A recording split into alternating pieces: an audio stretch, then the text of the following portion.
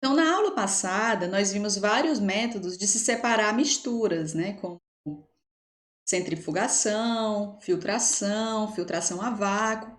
E hoje nós vamos dar continuidade a outros métodos de separação que também são possíveis para estar se separando as misturas.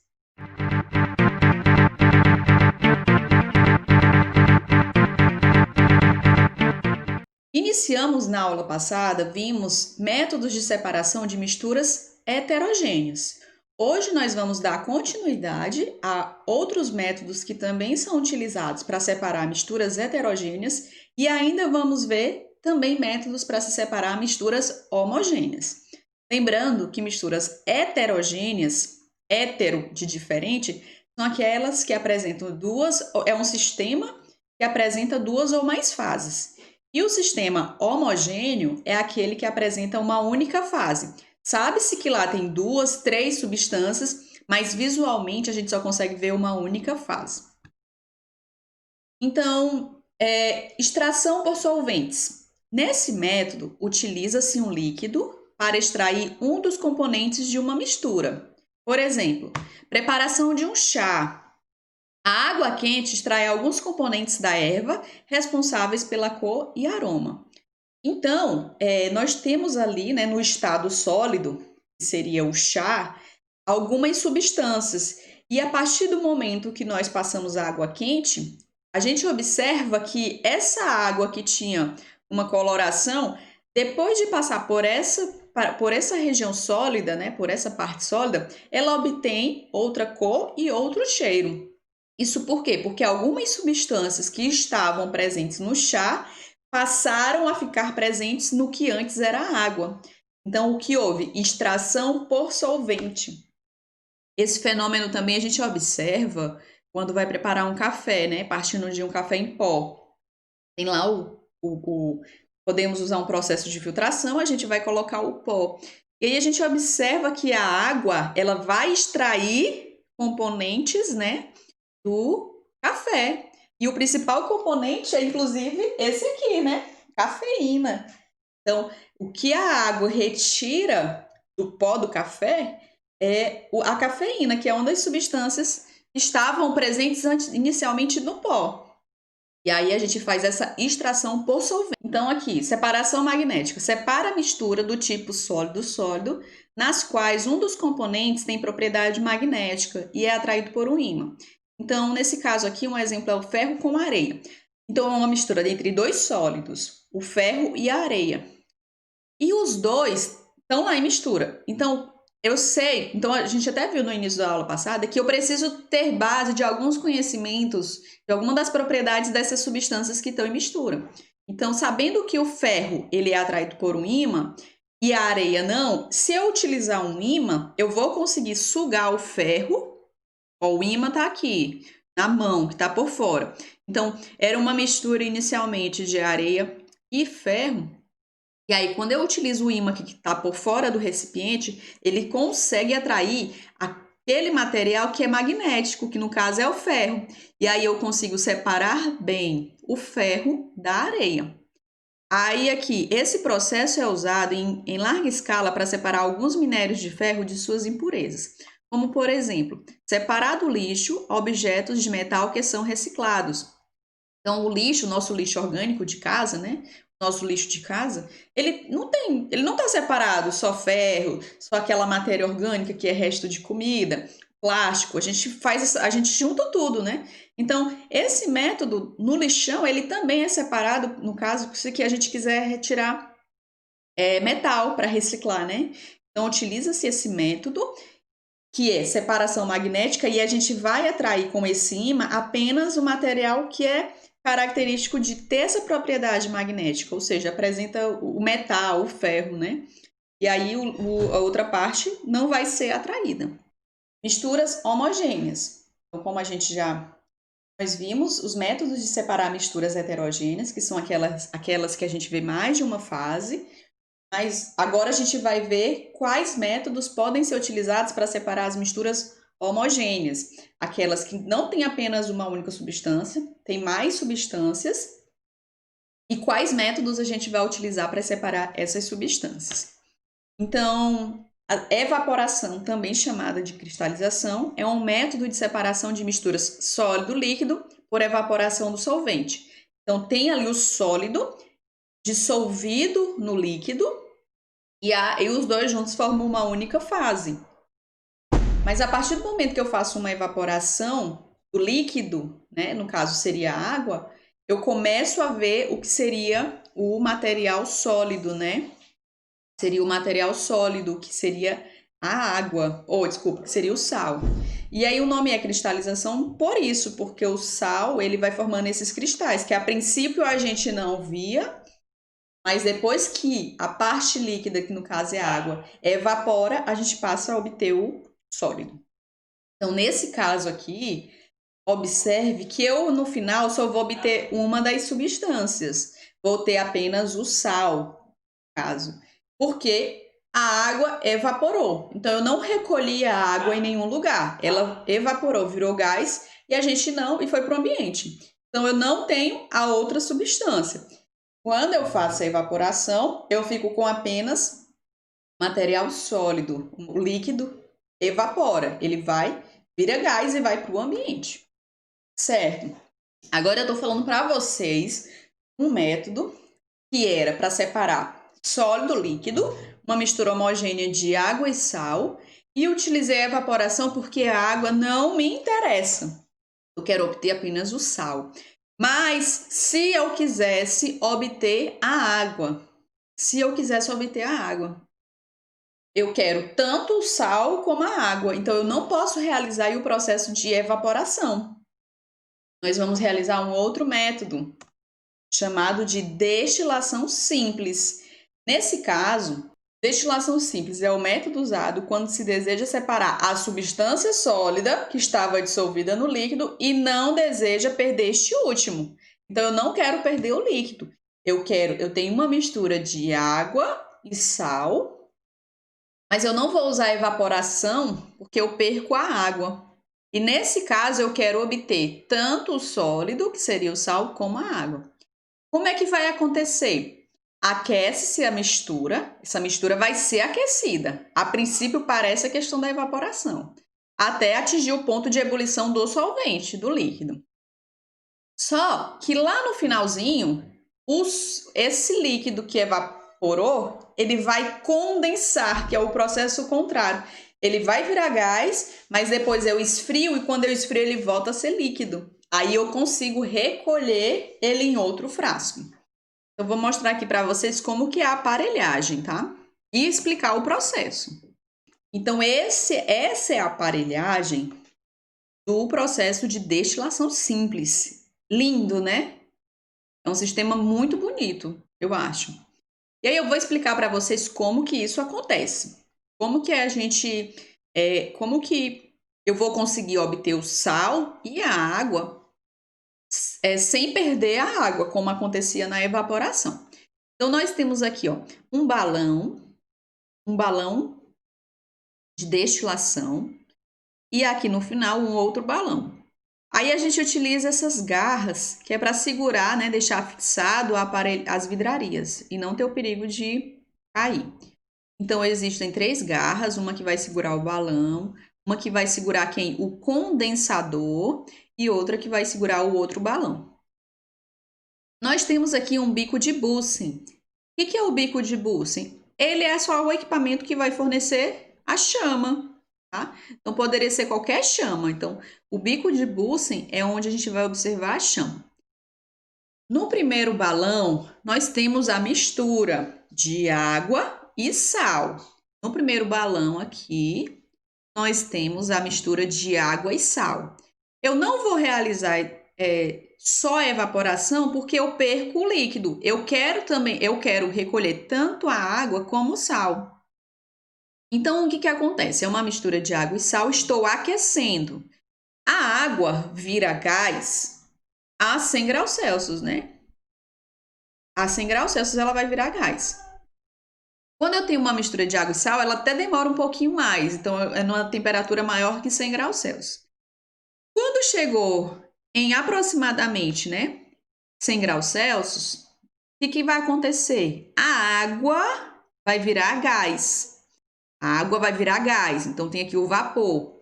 O vapor. Só que observe que esse sistema aqui, ó, é fechado. É fechado. Então, ele não vai conseguir escapar para a atmosfera. O caminho que o gás vai fazer é retornar para onde? Para esse caminho aqui, que é onde a gente tem o condensador.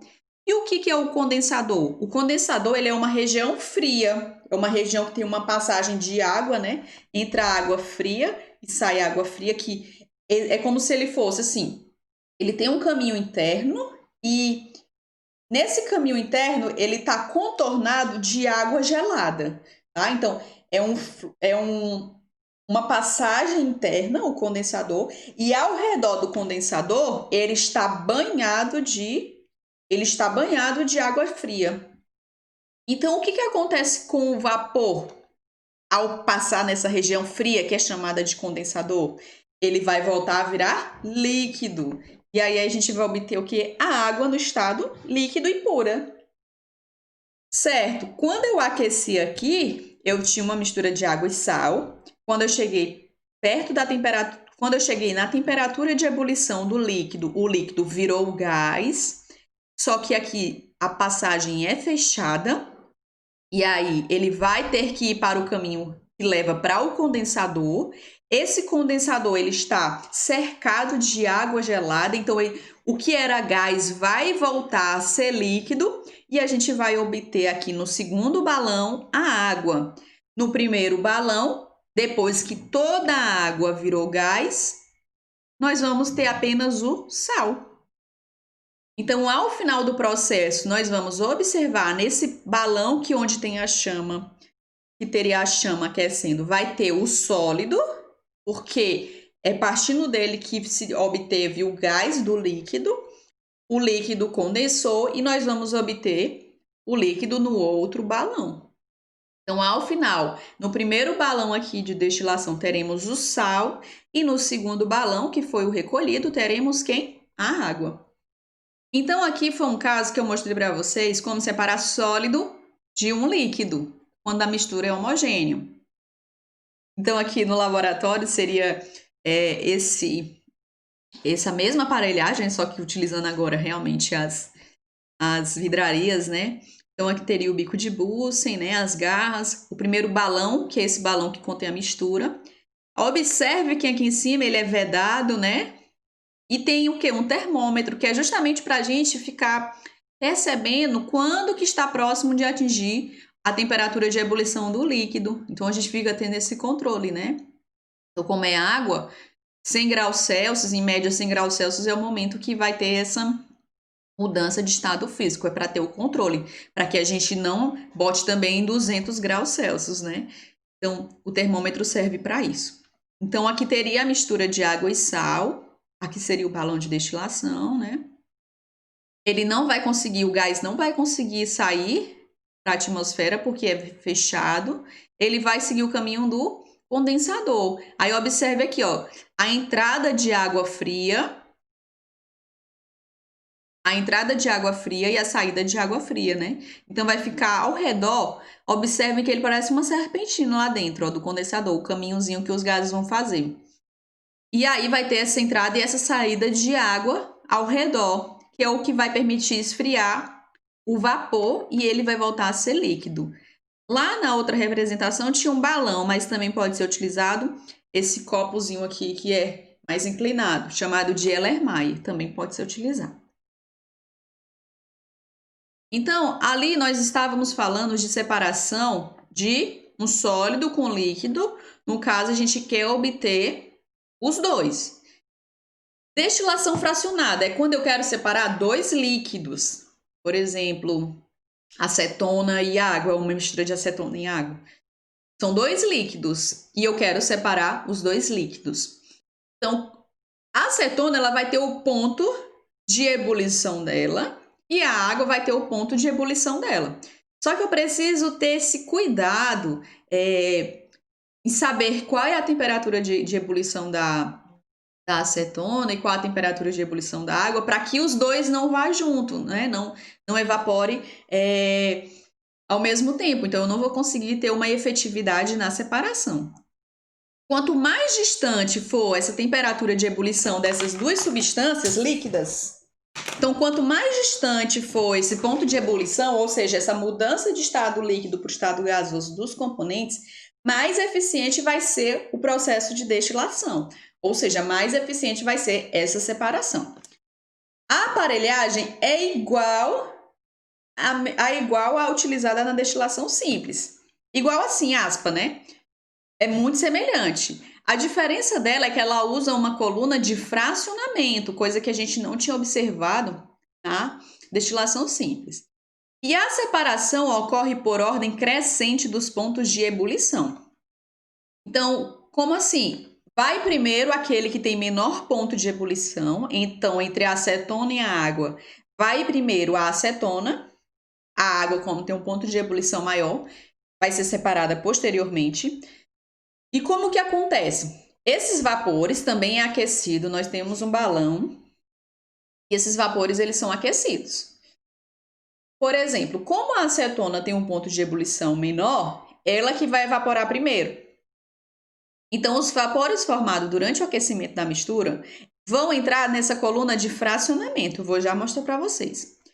Os componentes menos voláteis, ou seja, tem temperatura de ebulição mais alta, se condensam e voltam para o balão. Os mais voláteis atravessam a coluna e se condensam ao passar pelo condensador, sendo recolhidos no final. Esse processo ele é muito utilizado em quê? Nas indústrias petroquímicas, para separar os diferentes derivados do petróleo. Então, do petróleo a gente tira a gasolina, o querosênio, o gás liquefeito de petróleo, os óleos lubrificantes. Então, tudo isso para se separar esses solventes, utiliza-se destilação fracionada. Vou mostrar aqui para vocês como que é. Então, aqui, ó, a aparelhagem é praticamente igual. Só como eu falei para vocês, agora nós temos o quê? Uma coluna de fracionamento. Isso aqui é a novidade, essa coluna aqui, ó. Aí você vê que ela tem assim como se fosse umas barreiras. Então, essa aqui é a coluna de fracionamento, coisa que a gente ainda não tinha observado na destilação simples. E ela é utilizada para separar líquidos. É uma fase homogênea, é uma mistura homogênea, e eu quero separar dois ou mais líquidos, tá? Então, por exemplo, nós temos aqui água e acetona, que são dois líquidos, e eu conheço a temperatura de ebulição de cada um. Então, eu vou ter o cuidado aqui do termômetro. Aí, o que que acontece? Vamos supor que a água ela está evaporando junto com a acetona, né? Porque a gente está aquecendo, então algumas partículas da água também tá virando gás. Chegou em 100, vai virar todo, né? Mas pode ser que no caminho, enquanto esteja evaporando a acetona, também evapore a água. Só o que que acontece? Nessa coluna de fracionamento, ele é como se fossem umas barreiras. Então, esse vapor de água que chegou a evaporar, ao tocar ali nessa coluna de fracionamento, que está um pouco mais fria, ele vai voltar de novo para o balão. Então, vai permitir passar apenas a acetona, que a acetona realmente já atingiu o seu ponto de ebulição. Então, a coluna de fracionamento é só para garantir a eficiência da separação dos dois líquidos. Mas o processo, ó, é igual, tá? Depois que a acetona atingiu toda a coluna de fracionamento, o sistema também é fechado, ela vai passar pelo condensador e vai ser recolhida aqui, ó, no outro balão. Então, ao final, nós vamos ter nesse balão a acetona. Por quê? Porque ela tem temperatura de ebulição menor, então ela evapora primeiro do que a água. E no outro balão, nós vamos ter que seria o outro líquido, que seria a água. Então, aqui é um método utilizado para separar dois líquidos. Então, o princípio é o mesmo da destilação simples. A diferença é que ela é utilizada para separar líquidos, dois líquidos. Na destilação simples é para separar um líquido e um sólido. E o adicional aqui é essa coluna de fracionamento. Como eu disse para vocês, ela é muito utilizada para separar os componentes do petróleo. Então, nós temos aqui uma bomba que fornece o petróleo, né? Esse petróleo ele é aquecido E ao ser aquecido, dependendo das temperaturas que essas substâncias passarem, atingirem, nós vamos obter o gás, que é aquele gásinho que está lá na tua cozinha para fazer comidinha já já, do almoço. Separa-se a gasolina, separa-se o querosene, separa-se os óleos combustíveis, os óleos lubrificantes e a gente obtém o resíduo disso que vai ser o quê? O que a gente conhece até como asfalto. Então, para vocês observarem a importância do petróleo, né, na obtenção de matérias que nós utilizamos bastante.